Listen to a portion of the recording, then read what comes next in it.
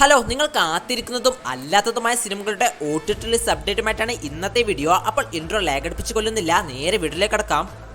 Once upon a time there lived a ghost. He's not a myth anymore. അതെ, ഒരു കാലത്ത് യൂത്തിനിടയിൽ അയാൾ ഉണ്ടാക്കിയ ഓളമൊന്നും ഇന്നും ആർക്കും ഉണ്ടാക്കാൻ കഴിഞ്ഞിട്ടില്ല. ഇനി ഉണ്ടാക്കാൻ കഴിയുമോ എന്നതും ഒരു ചോദ്യചിഹ്നമായി തന്നെ തുടരുകയാണ്. പറഞ്ഞു വരുന്നത് മറ്റാരെക്കുറിച്ചുമല്ല, മലർവാടിയിലൂടെ കടന്നു വന്ന് ഓരോ മലയാളി പ്രേക്ഷകന്റെയും മനസ്സിൽ ഇടം നേടിയ താരമായിരുന്നു നിവിൻ പോളി. പക്ഷെ എവിടെയോ എന്തോ ഒരു വലിയ പാളിച്ച പറ്റി മൊത്തം കയ്യിന്ന് പോയി. ഞാനിങ്ങനെയൊന്നുമല്ലായിരുന്നു, ഇതിനേക്കാളൊക്കെ അടിപൊളിയായിരുന്നു. എന്ത് പറയാനാണ് ബോസ്, ലൈഫിന്റെ കയ്യിൽ നിന്ന് പോയി. എനിവേ, അതെല്ലാം വിട്. നമ്മൾ പറഞ്ഞു വന്നത് നിവിൻ പോളി നായകനായി എത്തി ജിയോ ഹോട്ട്സ്റ്റാറിന്റെ ബാനറിൽ പുറത്തിറങ്ങാൻ പോകുന്ന മലയാളം സീരീസ് ആണ് ഫാർമ. ഡ്രാമ വിഭാഗത്തിൽപ്പെടുന്ന ഈ ഒരു സീരീസ് ഡിസംബർ 19-ാം തീയതി, അതായത് അടുത്ത വെള്ളിയാഴ്ച സീരീസ് മലയാളം ഉൾപ്പെടെയുള്ള ഭാഷകളിൽ ജിയോ ഹോട്ട്സ്റ്റാർ വഴി സ്ട്രീമിംഗ് ആരംഭിക്കുന്നതായിരിക്കുമെന്ന് ജിയോ ഹോട്ട്സ്റ്റാർ തന്നെ ഒഫീഷ്യൽ ന്യൂസ് പുറത്തുവിട്ടിട്ടുണ്ട്.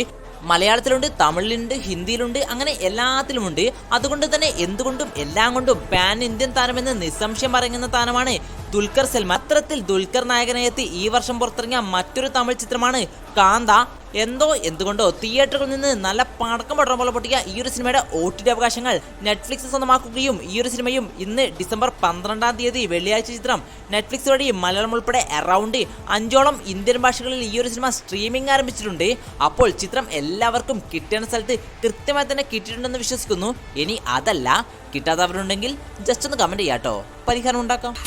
അളിയ, ഈ ലോകത്ത് പരിഹരിക്കാൻ പറ്റാത്ത ഒരു പ്രശ്നവുമില്ല.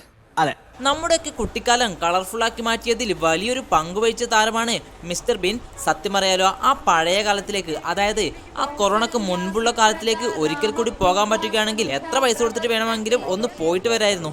അപ്പോൾ പറഞ്ഞു വന്നത് മിസ്റ്റർ ബീൻ നായകനായി എത്തിയ ഒരു ഇംഗ്ലീഷ് സീരീസ് ആണ് മാൻ വാസസ് ബേബി. കോമഡി വിഭാഗത്തിൽപ്പെടുന്ന ഈ ഒരു സീരീസിന്റെ 4 എപ്പിസോഡുകൾ നെറ്റ്ഫ്ലിക്സ് വഴി ഇംഗ്ലീഷിന് പുറമെ തമിഴ്, തെലുങ്ക്, ഹിന്ദി എന്നിങ്ങനെ 4ഓളം ഭാഷകളിൽ ഈ ഒരു സീരീസ് നെറ്റ്ഫ്ലിക്സ് വഴി സ്ട്രീമിംഗ് ആരംഭിച്ചിട്ടുണ്ട്. ലക്ഷ്മി ദീപ്തിയുടെ സംവിധാനത്തിൽ മലയാളത്തിൽ ഒരുങ്ങിയ ഒരു 18+ സീരീസ് ആണ് hide and seek. Complete adult drama വിഭാഗത്തിൽപ്പെടുന്ന ഈ ഒരു സീരീസ് സിഗ്മ സീരീസ് എന്ന ആപ്പ് വഴി ഏതാണ്ട് 27 മിനിറ്റിനടുത്ത് ഡ്യൂറേഷൻ വരുന്ന ഫയൽ മലയാള ഭാഷയിൽ മാത്രം സ്ട്രീമിംഗ് ആരംഭിച്ചിട്ടുണ്ട്.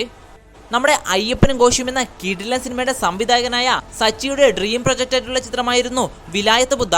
എൻ്റെ ഓർമ്മ ശരിയാണെങ്കിൽ ഒരു 3-4 വർഷം മുന്നേ തന്നെ ഈ ഒരു ചിത്രത്തിന്റെ സ്ക്രിപ്റ്റും കാര്യങ്ങളൊക്കെ സ്റ്റാർട്ട് ചെയ്തിട്ടുണ്ടായിരുന്നു. പക്ഷേ നിർഭാഗ്യവശാൽ സച്ചിയുടെ മരണത്തെ തുടർന്നായിരുന്നു അന്ന് ചിത്രത്തിന്റെ വർക്കുകളെല്ലാം ഡ്രോപ്പ് ചെയ്യുകയുണ്ടായിരുന്നത്. എനിക്കെന്തോ ഈ ചിത്രത്തെ പറ്റി പറയുമ്പോൾ സച്ചിയുടെ ഡ്രീം പ്രൊജക്റ്റ് ആണ് ഈ ചിത്രമെന്ന് പറയിക്കണമെന്നുണ്ടായിരുന്നു. അതുകൊണ്ടാണ് ഇത്രയും നീട്ടി വലിച്ചത്.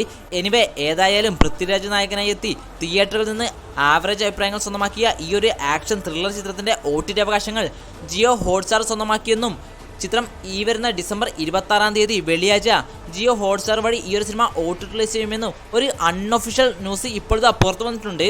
ഓർക്കുക, ഇതൊരിക്കലും ഒഫീഷ്യൽ ന്യൂസ് ഒന്നുമല്ല, ജസ്റ്റ് റൂമർ ന്യൂസ് മാത്രമാണ്. അതുകൊണ്ട് തന്നെ ചിലപ്പോൾ വരാം, ചിലപ്പോൾ വരാതിരിക്കാം. ആരാടാ റമോ നിന്നോട് ഈ അപവാദമൊക്കെ പറയുന്നത്?